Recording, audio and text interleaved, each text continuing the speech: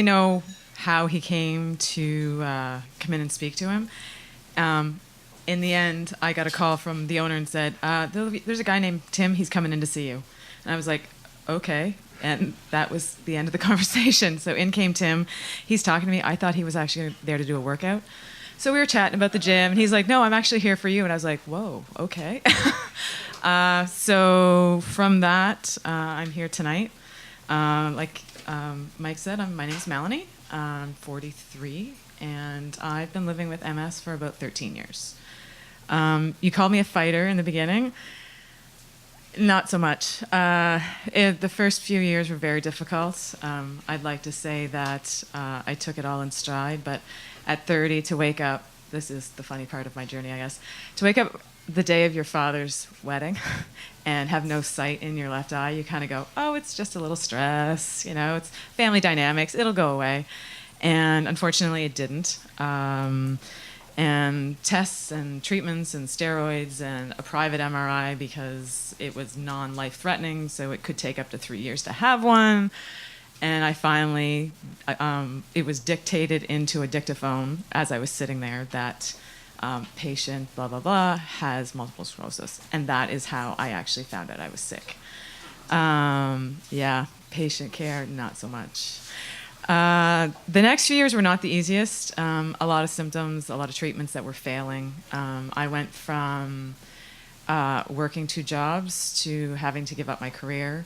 I gave up my home. I was walking with a cane, which turned into a walker.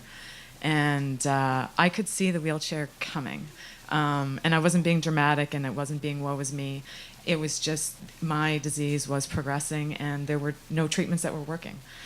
And then one day, they said, we have one option, Mel. He said, we have a form of chemo that we're going to try on you.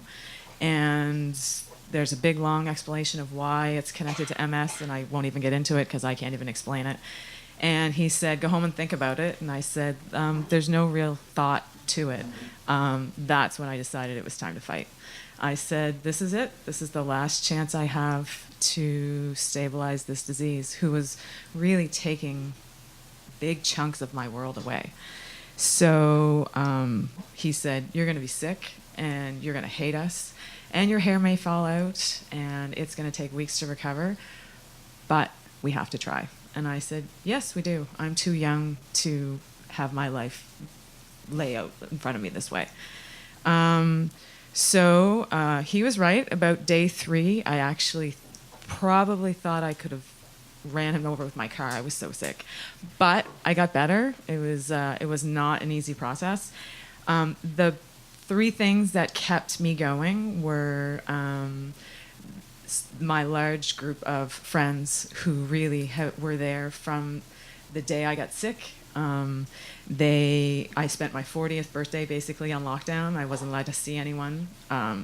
And they showed up with masks and balloons and cupcakes. And these are the people who I chose to surround myself with. And I chose to be a fighter. I really, really did. I had some really great success in the beginning with the chemo. And then my dad got sick. And 3 months later, we lost him very, very quickly to cancer.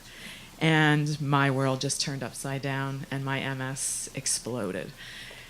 And they said, we're going to do it again, Mal. We're going to give you another round. You're going to be sick. You're going to hate us. Your hair could fall out. And I said, I don't care. Let's just do it. And I went back for my 6-week checkup, and he said, that's it. There is no other treatments on the market for you right now, so the rest is on you. And he walked out, and I looked at the nurse, and I went, what does that mean? It's on me. What do you mean it's on me? She said, there's no other options. Like, there is nothing. We need you healthy for 3 years. In 3 years, there may be new treatments. The rest is on you. And I went, okay. So I left, and I went home, and I sulked, and I ate chocolate, and I had wine, and then I went, all right, what's wrong with this picture, basically? And so that week, I joined Weight Watchers. My coach is in the corner with me. She's one of my biggest advocates. And I lost 105 pounds. Thanks, yeah. I was still walking with a cane when I walked in, and Melissa said, you came in different. She said, you came in with a bit of swagger. You came in. And I said, I did, because it was on me. And what happened from that point on was going to be on my terms. So I lost the weight. The cane disappeared. I started walking the halls of my building, walking to do errands, walking every morning. Walking turned into, hey, let's try to run. I'd never run in my life ever. And I fell in love with running. Last June, I ran the 15K for the Blue Nose, my longest to date. Yeah, thank you. Yeah.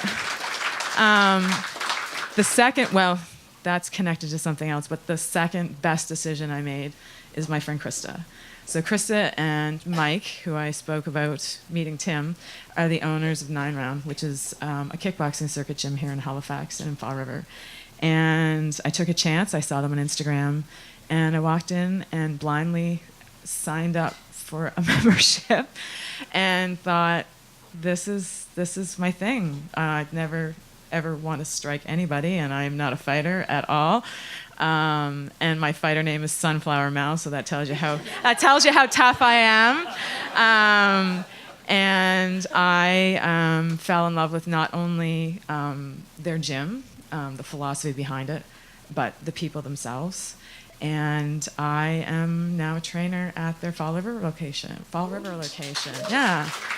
So I guess the biggest part of this whole journey that I've been on the last 13 years was, my dad used to always say, everything happens for a reason. And I would say, Dad, like, I can't see the reason for this diagnosis. Dad, I'm holding your hand in the hospital and we're saying goodbye. I don't have a reason for that.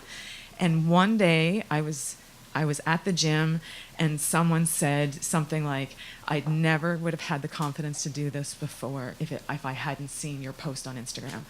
And I went, holy shit, he's right. Like, I literally stopped and I went, my father is right. Again, yes, you're right.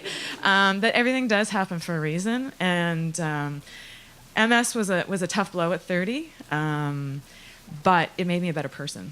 It taught me humility. It taught me to be thankful for everything I have, for all the people in my world, and to accept help when I needed it and to offer help when I can. So I had a desperate call with Tim one day, and I was like, Tim, I don't think I can do this. Like, I don't know why you want me to talk to these people. And he's talking to me on the phone, and he's quoting, Tim, where are you? I can't see you. Hiding. Anyways, he's quoting, what's her name? Marianne Williams. Thank you.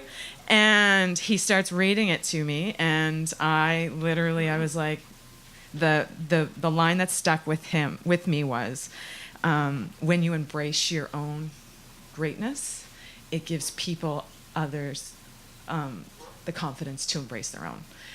And that is why I am here today. I really do feel that this journey wasn't easy, and I'm not going to say it was sunshine and roses and sunflowers and glitter all the time, but I guess if I had to put one word on it, it would be, I was lucky.